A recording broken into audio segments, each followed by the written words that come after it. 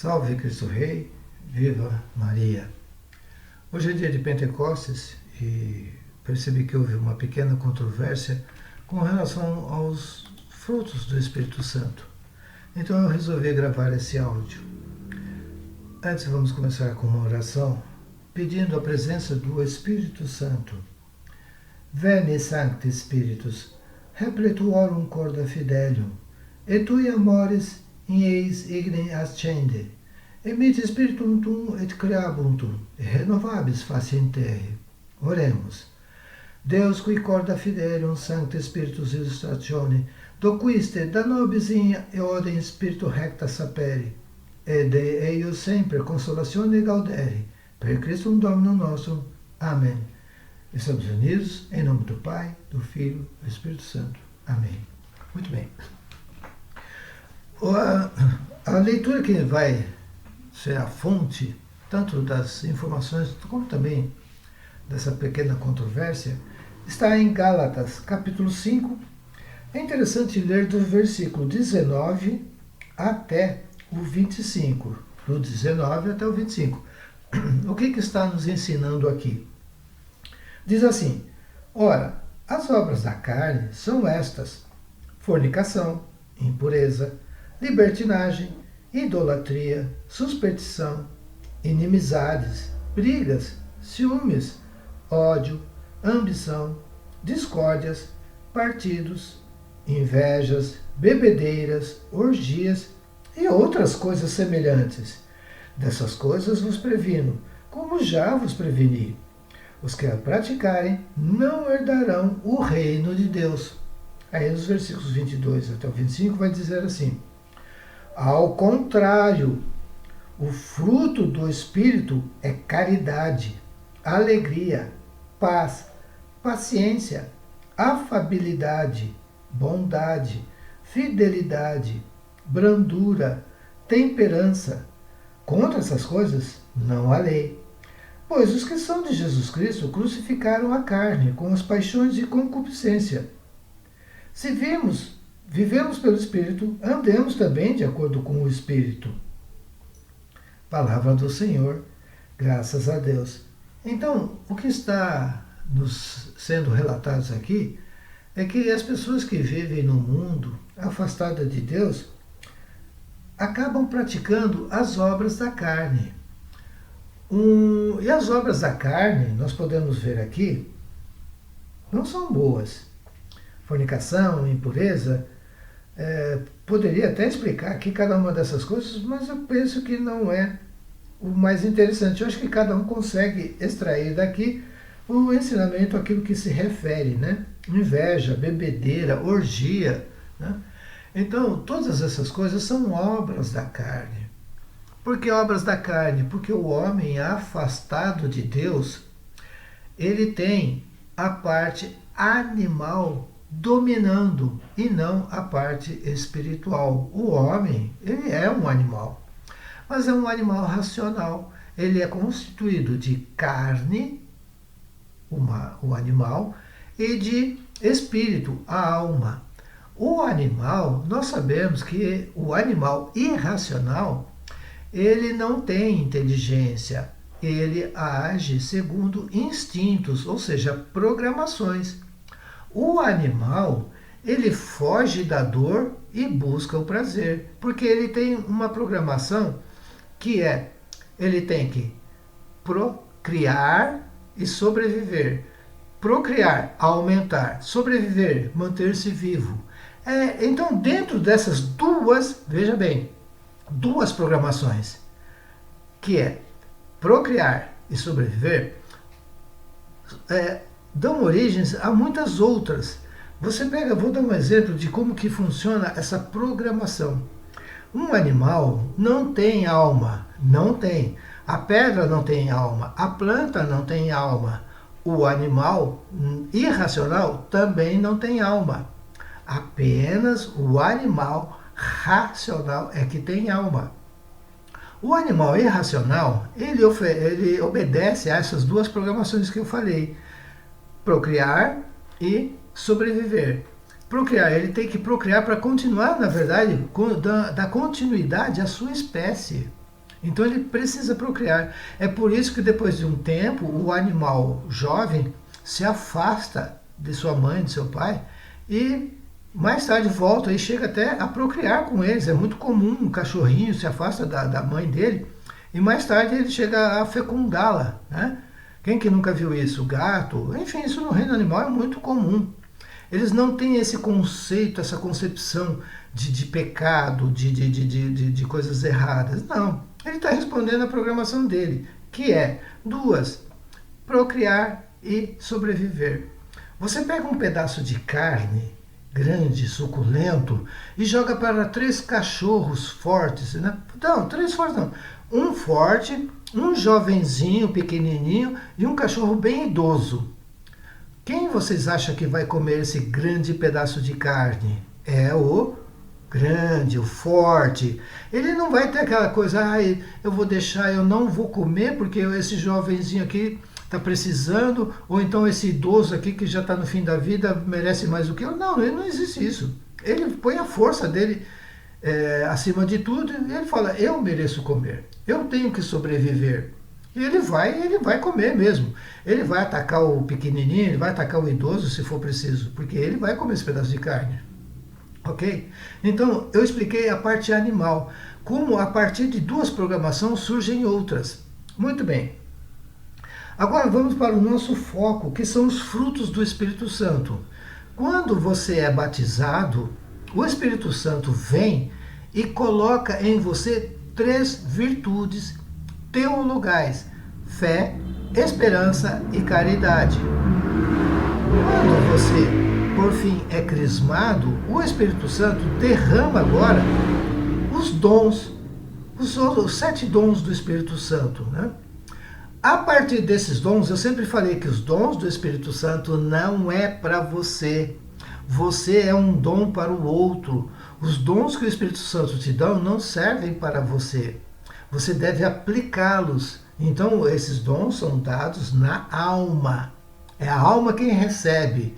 A partir desses dons, vão advir os frutos, porque você coloca o dom em ação e você fica com os frutos.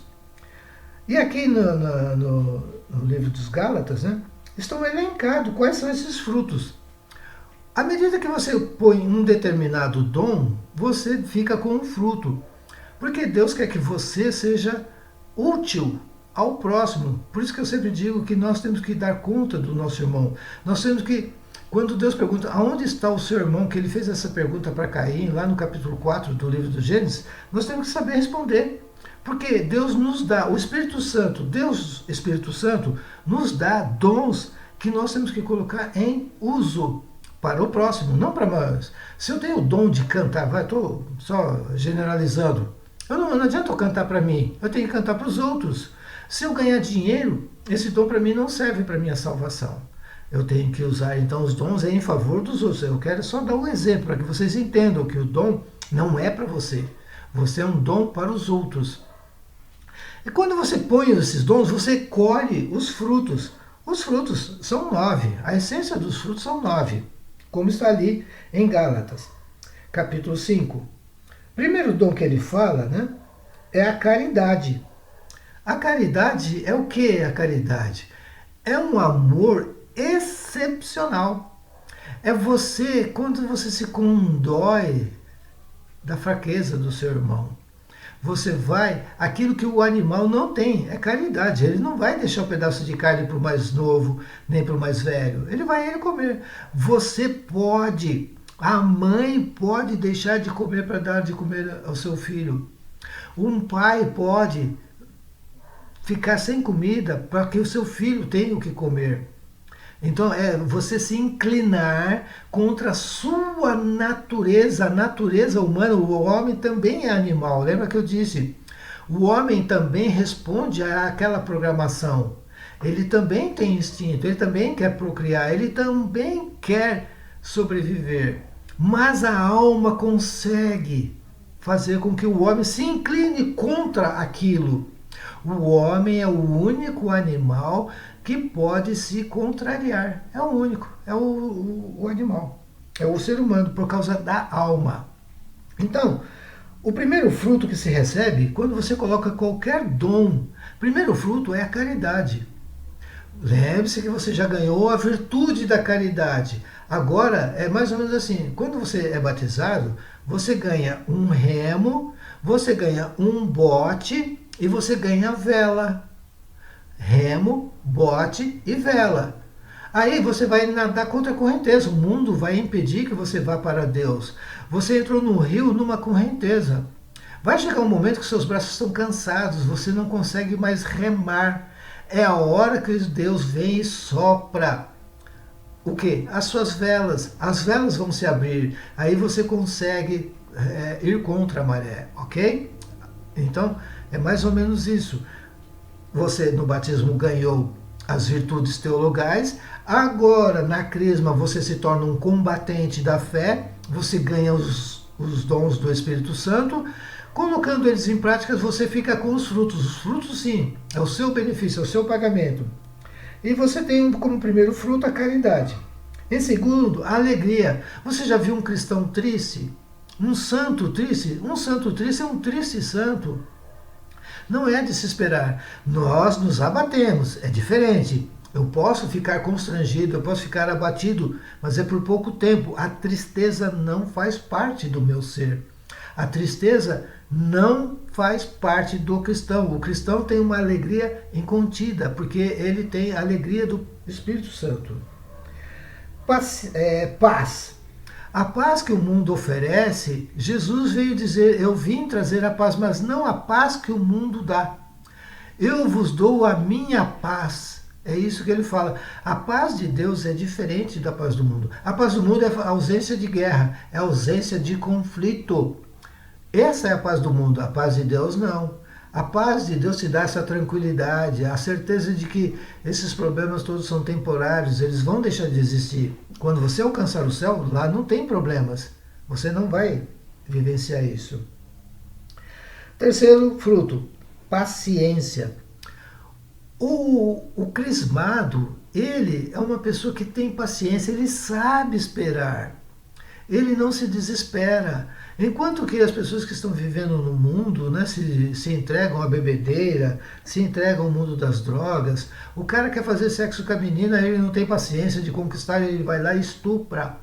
Ele não tem paciência. Então a paciência é um fruto importante que o Espírito Santo nos dá, ok? Continuando. Afabilidade. O que é afabilidade?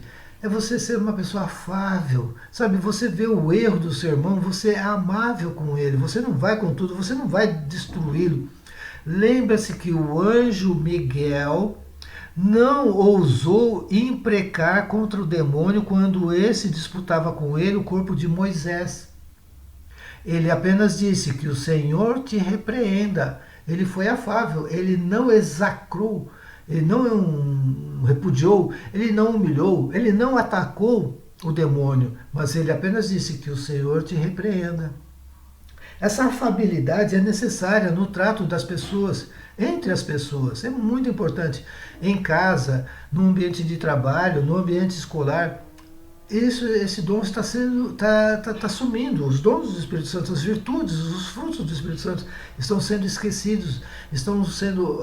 primeiro que as pessoas quase não têm mais crisma. É muito comum você encontrar um jovem hoje que é batizado, mas não é crismado. Então lhe faltam esses dons. Bondade, não confunda bondade com caridade. Bondade é você abre mão daquilo que é seu. Ou de repente tem um cara do lado, você está comendo um lanche, ou você oferece a ele, ele está com frio, você oferece um agasalho. Isso é bondade, é você ser bom, você tem sempre uma palavra amiga para a pessoa. A bondade é muito importante. Outro fruto, fidelidade. As pessoas hoje em dia são muito infiéis. As pessoas mudam de religião, as pessoas deixam de amar umas às outras com muita facilidade. Elas não são constantes, elas não são fiéis. São pessoas intempestivas, elas agem cada hora de um jeito. É preciso que haja uma fidelidade. um exemplo bobo, muito bobo, mas que assim fica fácil para eu explicar. A minha família inteira é de santista. Meu pai era santista, minha mãe era santista, meus irmãos eram santistas. Eu fui santista, eu torci para o time dos Santos. E foi assim, sabe, passaram-se anos e anos. O Santos deixou de ser aquele time do Pelé, foi a razão porque a minha família se tornou santista. E nós continuamos sendo santistas, sabe? Não vamos mudar. Para que mudar? Ah, mas o time perdeu. Mas perdeu hoje, amanhã ele ganha. Então é preciso que haja fidelidade. Brandura, uma pessoa que abranda as coisas. Alguém vem e conta uma coisa para ela, ele abranda. Olha, isso não é bem assim, é menos, né? Porque as pessoas tendem a aumentar ou as qualidades ou os defeitos, principalmente quando se trata de defeitos. Você começa a falar de um defeito de uma pessoa, de um amigo, não demora muito e, nossa, aquilo cresce pra caramba, todo mundo vai ter alguma coisa para dizer. A brandura vai colocar isso em bons termos. Temperança, né? Você ser temperado, né? Tá todo mundo exaltado, mas você se acalma. Tá precisando que as pessoas sejam mais agitadas, você vai e traz elas para essa agitação necessária, útil, voltada para Deus, sempre para as coisas de Deus. Os frutos do Espírito Santo nunca são para você aplicar entre os homens, é você com Deus, ok? Bom, então nós falamos aqui sobre esses nove frutos, né? O que hoje acontece muito, o próprio autor da carta aos Gálatas, ele nos fala no versículo 26.